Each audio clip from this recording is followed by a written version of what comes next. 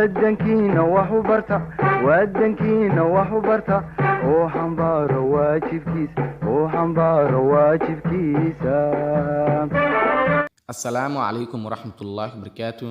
Soo dhawaada dhammaan asxaabta ku xiran channelkeena Simcode School Branch 2 Official in Walweyn. Cashirkeena maanta wuxuu ku saabsan yahay dialogue with sheekaysi. I have a problem. Dib ayaa I haysta. May I share my problem with you? Dibkayga ma kula wadaagi karaa?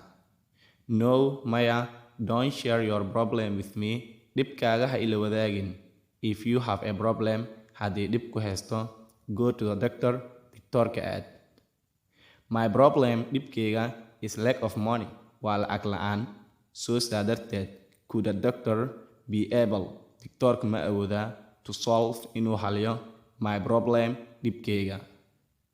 That problem, dhibkaasi, is why waa sababta the doctorka started u bilaabay being doctor, doctornimo.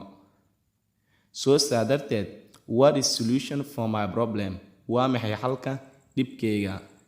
The solution xalka of your problem ee dhibkaaga is hard work, waa shaqo adag.